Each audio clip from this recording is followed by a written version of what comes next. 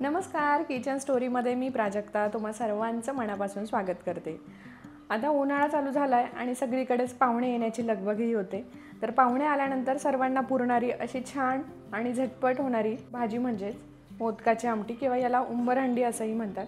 तर अतिशय कमी साहित्यांमध्ये आणि याचे 3 भाग मी दाखवलेले आहे। या 3 भागांमध्ये अतिशय सोप्या पद्धतीने ही भाजी कशी बनवायची ती दाखवलेली आहे। तर नक्की तुम्ही ट्राय करून बघा। चला तर मग आपण पटकन रेसिपीला सुरुवात करूया। तर आज आपण बनवतोय झणझणीत अशी आणि अगदी गावाकडच्या पद्धतीने मोदकाची आमटी, याला उंबरहंडी असंही म्हणतात। तर ही मोदकाची आमटी बनवण्यासाठी अगदी सोपी आहे। तर ही मोदकाची आमटी अगदी सोप्या पद्धतीने बनवण्यासाठी आपण इथे 3 भाग केलेले आहेत। तर पहिल्या भागामध्ये मोदकासाठीचं जे आपल्याला आवरण बनवायचं आहे तर त्यासाठी इथे पीठ जे आहे ते पहिल्यांदा भिजवून घ्यायचं आहे। तर इथे वाटी तुम्ही बघू शकता, या वाटीच्या प्रमाणात इथे 1.5 वाटी मी बेसन पीठ घेतलेले आहे आणि अर्धा वाटी जे आहे ते गव्हाचं पीठ घेतलेलं आहे। तर आता इथे बेसन पीठ आणि गव्हाचं पीठ घेतलेलं आहे। ही जी आमटी आहे ही मी 5 ते 6 व्यक्तींसाठी बनवते। तुम्ही जास्त प्रमाण असेल तर जास्त बेसन पीठ आणि गव्हाचं पीठ याचंही प्रमाण वाढवा। आता यामध्ये आपण अगदी अर्धा चमचा मी लाल तिखट घालून घेते, छोटासा चमचा आहे। त्याच प्रमाणात अर्धा चमचा हळद, अर्धा चमचा धने पावडर आणि यामध्येच मी छोटासा चमचा जिरे आणि ओव्याची पूड घालून घेते आहे। बेसन पिठाचे जे आपण पदार्थ बनवतो त्या पदार्थांमध्ये ओवा आणि जिरं यांची जर पूड बारीक करून घातली तर त्याला चवही खूप छान येते। तर आता आपण मसाले घालून घेतले आहे, त्यामध्ये तोच 1 चमचा भरून मी इथे तेल घालून घेते आणि चवीनुसार मी इथे मीठ घालून घेते। आता मोदकाचं कवर जे आहे ते आपण बनवतोय त्यामुळे बेतानेच आपण मीठ घालायचं आहे। तेल घातल्यामुळे काय होईल, आपले जे मोदक आहेत ते आमटीमध्ये गेल्यानंतर अतिशय छान असे सुटसुटीत होतील, खूप असे चिकट होणार नाही। तेल जर घातलं नाही तर मोदक हे खूप जास्त चिकट होतात किंवा असे अगदी पीठ लागतं। तेच जर तेल घातलं तर ते व्यवस्थित असे मोकळे सुटसुटीत होतात। जेव्हा आपण खातो ते खाताना दाताखाली चिकटतही नाही, अतिशय व्यवस्थित असे हे मोदक बनतात। तर यामध्ये अगदी थोडंसं करून मी पाणी घालून घेते आणि हे व्यवस्थित मळून घेते।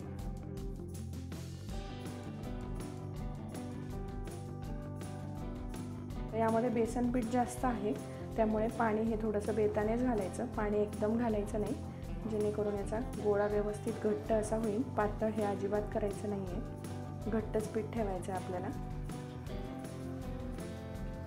तर अशा पद्धतीने व्यवस्थित आपण असा गोळा मळून घ्यायचा आहे। मी सांगते त्या पद्धतीने जर रेसिपी केली किंवा या 3 भागांमध्ये जी मोदकाची आमटी जी आहे आपली ती जर केली तर ती अतिशय सोपी जाते आणि रेसिपी खूप छान होते, चवही खूप सुंदर येते आणि करायलाही खूप सोपी जाते। तुम्ही अशा पद्धतीने करून बघा। पहिल्यांदा मोदकाचं जे आवरण आहे त्यासाठीचं आपण पीठ भिजवून घ्यायचं, म्हणजे पीठ व्यवस्थित भिजलं मोदक करायलाही आपल्याला सोपा जातो। तर अशा पद्धतीने बेसन पीठ जे असतं ते चिकट असतं त्यामुळे ते जास्त चिकटतं। अशा पद्धतीने व्यवस्थित आपण हळूहळू करून पीठ भिजवून घ्यायचं आहे। तर आता इथे तुम्ही बघू शकता, खूप सैलही नाही आणि खूप घट्टही नाही, असं व्यवस्थित आपण पीठ जे आहे ते मळून त्याचा गोळा बनवून घेतलेला आहे। आता हे पीठ व्यवस्थित छान असं भिजेल त्यासाठी मी इथे एक वाटी ठेवते आणि हे व्यवस्थित झाकून ठेवते। आता जोपर्यंत पीठ व्यवस्थित मुरतंय तोपर्यंत आपण सारणाची तयारी करू। आता सारण बनवण्यासाठी इथे महत्त्वाचे आपल्याला हे 3 पदार्थ लागणार आहे, ज्यामध्ये आपण इथे खोबऱ्याचा कीस घेतला आहे। तर खोबऱ्याची वाटी जी अर्धी असते त्याचा मी इथे कीस करून घेतलेला आहे, ते तुम्ही बघू शकता। त्याच पद्धतीने 1 मोठा चमचा तीळ घेतली आहे आणि 2 चमचे मी इथे शेंगदाण्याचं कूट घेतलेलं आहे। हे भाजलेलं शेंगदाण्याचं कूट आहे। तर इथे तुम्ही बघू शकता तीळसुद्धा मी व्यवस्थित असे खरपूस भाजून घेतलेले आहे। तीळ आणि शेंगदाणे हे व्यवस्थित भाजून त्यानंतर त्याचं कूट करून घ्यायचं आहे। तर आता आपण पहिल्यांदा खोबरं जे आहे ते व्यवस्थित खरपूस असं भाजून घेऊया। आता कढई व्यवस्थित तापली आहे, त्यामध्ये मी खोबरं घालून घेते आणि खोबऱ्याचा कीस आपण व्यवस्थित असा भाजून घेऊया। तर अशा पद्धतीने अगदी बारीक गॅसवर व्यवस्थित आपण खोबऱ्याचा कीस जो आहे तो भाजून घ्यायचा आहे। तुम्ही इथे बघू शकता, आता स्टीलची कढई असल्यामुळे लवकर तापते आणि लगेचच आपला जो कीस आहे तोही व्यवस्थित असा ब्राऊन कलरचा झालेला आहे। मी आता तो काढून घेते। आता खोबरं जे आहे ते आपलं व्यवस्थित असं ब्राऊन कलरमध्ये आपण खरपूस असं भाजून घेतलेलं आहे। त्याच पद्धतीने तीळ जी होती तीही मी व्यवस्थित असे भाजून घेतले होते। आता तीळ जे आहे ते आपल्याला मिक्सरला बारीक करायचं नाही आहे, ते आपल्याला थोडंसं असं वाटीमध्ये जाडसरच चेचून घ्यायचं आहे। तर अशा पद्धतीने मी व्यवस्थित असं हे कुटून घेते, ज्यामुळे तीळ जी आहे ती अख्खी किंवा अर्धी दाताखाली येईल किंवा सारण घातल्यानंतर मोदकामध्ये त्याची चव अतिशय छान येईल। मिक्सरला जर हे बारीक केलं तर हे खूप जास्त बारीक त्याची पावडर तयार होते. तर पावडर आपल्याला करायची नाही आहे, थोडंसं आपल्याला जाडच हे ठेवायचं आहे. त्या पद्धतीने मी इथे थोडंसं हे कुटून घेते, जेणेकरून हे थोडंसं जाडसर राहील. तर अशा पद्धतीने आपण तीळ जी आहे ती व्यवस्थित अशी कुटून घ्यायची आहे. तर इथे तुम्ही बघू शकता असे जाडसरच आपण तीळ जे आहेत ते ठेवलेले आहेत, खूप जास्त आपल्याला बारीक करायचे नाही आहेत. तर अशा पद्धतीने तीळ जे होते ते व्यवस्थित मी कुटून घेतले. आता आपलं जे सारण होतं ज्यामध्ये मी खोबऱ्याचा कीस व्यवस्थित भाजून घेतला होता, इथे तुम्ही बघू शकता खोबऱ्याचा कीस जो होता तो खूप बारीक मी केलेला होता, त्यामुळे तो पटकन भाजला गेला. तर तो फक्त हाताने असा मी कुस्करून घेते, तो लगेचच कुस्करला जातोय. आता यामध्येच आपण जे बारीक करून घेतलेले तीळ होते ते तीळ घालून घेऊया.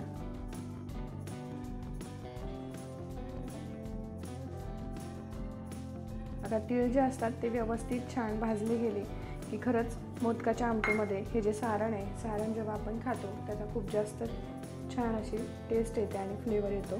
त्यामध्येच मी ते शेंगदाण्याचं कूटही घालून घेतलं आहे. यामध्ये पुन्हा एकदा अर्धा चमचा धणे पावडर, अर्धा चमचा लाल तिखट, अर्धा चमचा हळद आणि चवीनुसार मी मीठ घालून घेते. आता हे आपण पुन्हा एकदा मिक्स करून घ्यायचे. यामध्ये अजिबात पाण्याचा वापर करायचा नाही आहे, हे आपल्याला अतिशय असं जसं कोरडं आहे असंच ठेवायचं आहे. यामध्ये पाणी अजिबात आपल्याला वापरायचं नाही आहे. तर अशा पद्धतीने आपलं सारण जे आहे ते बनवून तयार झालेलं आहे. तर ह्या रेसिपीचा दुसरा भाग म्हणजेच मोदकाचं सारण आपण बनवून तयार करून घेतलेलं आहे. पहिल्यांदा आपण पीठ जे होतं ते भिजवून घेतलं होतं आणि त्यानंतर आता आपण सारण बनवून घेतलं आहे. तर अशा पद्धतीने आपलं मोदकाचं सारण आणि पीठ बनवून तयार झालेलं आहे. आता आपण आमटीची तयारी करून घेऊया. तर आता आपण मसाला बनवून घेऊया. तर त्या मसाला बनवण्यासाठी इथे मला पहिल्यांदा खोबऱ्याचा एक तुकडा जो आहे तो व्यवस्थित इथे भाजून घ्यायचा आहे. तर अशा पद्धतीने मी जो खोबऱ्याचा तुकडा आहे तो भाजून घेते. तुम्ही कढईमध्ये किंवा तव्यावर भाजला तरी देखील चालेल. अशा पद्धतीने खोबऱ्याचा तुकडा जर आपण भाजला किंवा कांदा जर भाजला, भाजीला अतिशय छान असा रंग येतो, भाजी अगदी छान काळी होते. अगदी आपल्याला जसा काळा मसाला पाहिजे अगदी त्याच पद्धतीने मसाला बनवून तयार होतो. तर गावाकडे चुलीवर अशा पद्धतीने व्यवस्थित असा खोबऱ्याचा तुकडा टाकून आणि व्यवस्थित असा भाजला जातो. त्याची टेस्टही खूप छान येते आणि करायलाही अतिशय सोपं जातो. पण आता चूल नसल्यामुळे इथे आपण गॅसवर करून घेतो आहे. आता आपल्या चॅनलवर एक व्हिडिओ पण आहे, त्या व्हिडिओमध्ये मी वाटण जे आहे ते वाटण आपलं कसं बनवायचं मसाल्याचं, त्या वाटणापासून आमटी बनवली तरी देखील चालेल. तर त्या व्हिडिओमध्ये मसाल्याचं वाटण कसं बनवायचं याची सविस्तर कृती दिलेली आहे, त्याची मी लिंक तुम्हाला डिस्क्रिप्शन बॉक्समध्ये देते, नक्की ती जाऊन चेक करा. तर अशा पद्धतीने खोबरं आपलं व्यवस्थित असं भाजून झालेलं आहे. आता मी कांदा भाजून घेते. तर यावरच मी आता कांदा ठेवून घेते.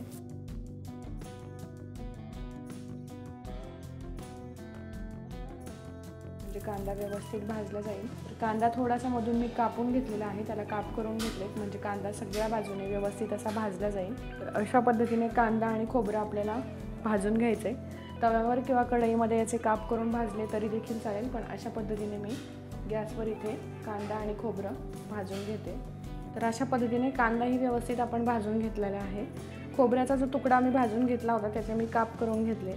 कांदा, खोबरं, त्यानंतर आल्याचा एक छोटासा तुकडा, याचे मी काप करून घेते. 10 ते 12 लसणाच्या पाकळ्या, थोडीशी कोथिंबीर आणि घरगुती काळा मसाला जो आहे ते आपण आता मिक्सरला बारीक करून घेऊया. तर अशा पद्धतीने आपलं मसाल्याचं वाटण जे आहे ते बनवून तयार झालेलं आहे. आता आपण आमटी बनवायला घेऊया. त्यासाठी इथे कढईमध्ये मी 2 मोठे चमचे तेल घालून घेतलेलं आहे आणि यामध्ये लगेचच आपण जो मसाल्याचं वाटण बनवून घेतलं होतं ते वाटण व्यवस्थित असं परतून घेऊया. आता हे व्यवस्थित आपण परतवून घ्यायचं आहे. नेहमी लक्षात ठेवायचं मसाल्याचं जे वाटण आहे ते व्यवस्थित परतलं गेलं, व्यवस्थित शिजलं तरच आपली आमटी जी आहे ती अतिशय छान टेस्टी होते. त्यामुळे अजिबात घाई करायची नाही, अगदी व्यवस्थित मध्यम गॅसवर आपल्याला हे जे वाटण आहे ते व्यवस्थित भाजून घ्यायचं आहे. तर आता इथे तुम्ही बघू शकता मसाल्याला किती छान तेल सुटलेलं आहे, मसाला व्यवस्थित आपला परतला गेलेला आहे. आता हा पूर्ण मसाला व्यवस्थित असा परतण्यासाठी मला 5 मिनिट वेळ लागलेला आहे. तर मसाला व्यवस्थित परतून घेणं फार महत्त्वाचं आहे, त्यामुळेच भाजीला व्यवस्थित अशी छान अशी चव येते. तर अशा पद्धतीने व्यवस्थित तेल सुटेपर्यंत आपल्याला मसाला जो आहे तो व्यवस्थित परतत राहायचा आहे. तर यामध्ये कुठलेही आपल्याला लाल तिखट, हळद अजिबात घालायचं नाही आहे, कारण की आपण मोदकासाठीचं जे आवरण बनवलेलं आहे तर त्यामध्ये आपण हळद, लाल तिखट सारणामध्येही घातलेलं आहे, त्यामुळे यामध्ये घालायची काहीही आवश्यकता नाही.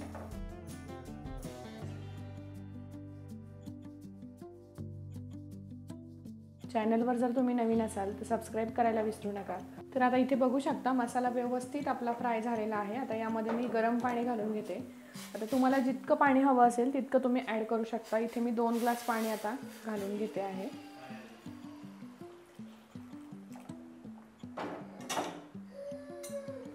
तर आता इथे 2 ग्लास पाणी मी घालून घेतलेले आहे आणि हे पुन्हा एकदा असं व्यवस्थित आपण मिक्स करून घ्यायचं आहे। तर इथे बघू शकता आपल्या आमटीला किती छान रंग आलेला आहे आणि किती मस्त अशी तरीही आलेली आहे। अगदी झणझणीत आपली ही आमटी बनवून तयार झाली आहे। आता यामध्ये मी चवीनुसार मीठ घालून घेते। तर इथे मी 1.5 चमचा मीठ घालून घेतलं आहे। आता आपल्याला आमटीला व्यवस्थित उकळी येईल। उकळी आल्यानंतर आपण मोदक जे आता बनवून घेणार आहोत ते मोदक घालून घेणार आहोत। तर अशा पद्धतीने आता आमटी बनवून तयार झाली आहे। आता उकळी येण्यासाठी आपण ठेवूया। तर आता सर्वात महत्त्वाची गोष्ट म्हणजे की आमटी आपण बनवली आहे, तर आमटीला दाटसरपणा येण्यासाठी आपण यामध्ये एसरू मसाला घालणार आहोत। तर त्यासाठी इथे मी 2 चमचे एसरू घेते। याची रेसिपी जी आहे ती मी चॅनलवर अगोदर अपलोड केलेली आहे। याची लिंकही मी तुम्हाला डिस्क्रिप्शन बॉक्समध्ये देते। यामुळे भाजी अतिशय घट्ट होते। तर यामध्ये मी थोडंसं पाणी घालून घेते आणि हे व्यवस्थित आपल्याला मिक्स करून घ्यायचं आहे। हे घातल्यामुळे आपली जी आमटी आहे ती अतिशय घट्ट होईल। अशा पद्धतीने व्यवस्थित हे मिक्स करून घ्यायचं आहे आणि हे आता आपण उकळत्या आमटीमध्ये घालून घ्यायचं आहे। तर अशा पद्धतीने आता आमटी जी आहे ती आपली उकळते आहे, त्यामध्ये आपण हा जो एसरू मसाला आहे तो घालून घेऊया। यामुळे भाजी अतिशय छान दाटसर अशी होते आणि हे पुन्हा एकदा व्यवस्थित असं मिक्स करून घ्यायचं आहे। आता जशी जशी उकळी येईल तशी आपली आमटी जी आहे ती अतिशय घट्ट होत जाईल। तर आता आपण मोदक बनवायला घेतोय, त्यासाठी मी जे पीठ भिजवलं होतं त्या पिठाचा गोळा करून त्याचा मी एक पोळी लाटून घेतली आहे अशा पद्धतीने।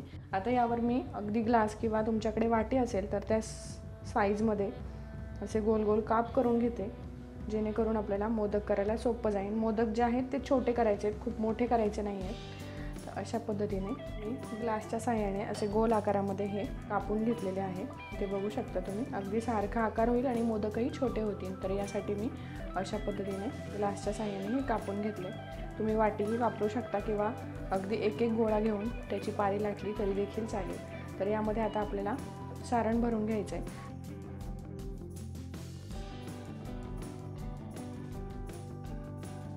तर अशा पद्धतीने मी सारण भरून घेतलं आहे आणि याला व्यवस्थित अशा आपण आता कळ्या करून घेऊया आणि हे पुन्हा एकदा एकमेकांना जोडून घेऊया आणि अशा पद्धतीने आपला मोदक जो आहे तो बनवून तयार झालेला आहे। तर असेच याच साईजमध्ये अगदी छोटे छोटे आपल्याला मोदक बनवून घ्यायचे आहेत, खूप मोठे बनवायचे नाही आहे। इथे तुम्ही बघू शकता अतिशय व्यवस्थित असा आपला मोदक बनवून तयार झालेला आहे। अगदी असेच आपल्याला सगळे मोदक बनवून घ्यायचे। तर आता इथे मी सगळे मोदक बनवून घेते। सारण जे आहे त्यामध्ये अजिबात पाण्याचा वापर करायचा नाही आहे, असं सुटसुटीतच ते ठेवायचं आहे, जेणेकरून आपण जी आमटीसोबत मोदक जेव्हा फोडला जाईल तेव्हा ते सारण अतिशय छान लागतं, दाताखाली येतं।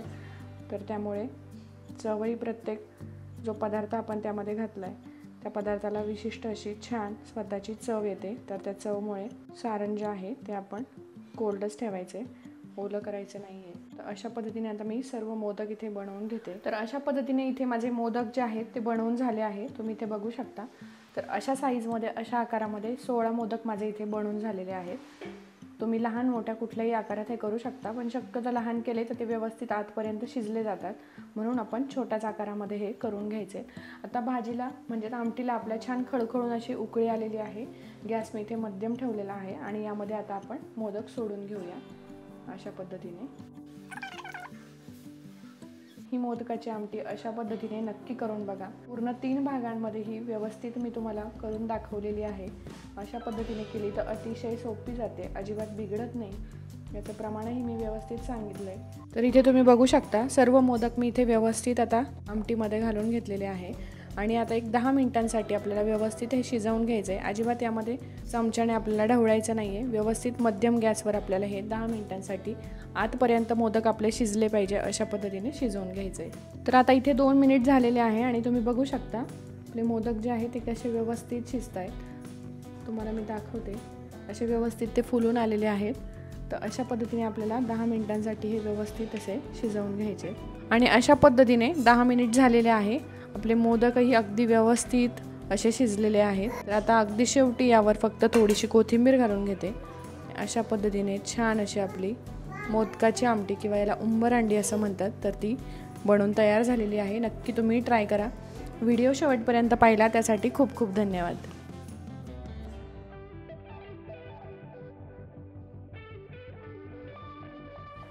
आणि इथे तुम्ही बघू शकता अतिशय छान अशी कडक ज्वारीची भाकरी आणि त्यासोबत मस्त अशी झणझणीत तुम्ही इथे बघू शकता किती छान तर्री आलेली आहे। तर अगदी काळ्या मसाल्यातली उंबरहंडी किंवा याला मोदकाची आमटी असंही म्हणतात, तर ही किती छान झालेली आहे। तुम्ही इथे बघू शकता एक मोदक मी फोडून दाखवते। तर फोडल्यानंतर सारण किती छान व्यवस्थित आपलं भरले गेलेलं आहे। तर अतिशय मस्त आपली ही मोदकाची आमटी बनवून तयार झालेली आहे। त्यासोबत कांदा आणि सोबतीला लिंबू। तर अतिशय भन्नाट अशी आपली रेसिपी बनवून तयार झालेली आहे। नक्की तुम्ही ट्राय करून बघा। चॅनलवर नवीन असाल तर सबस्क्राईब करायला विसरू नका। चला भेटूया आपण पुढच्या रेसिपीमध्ये। तोपर्यंत बाय बाय।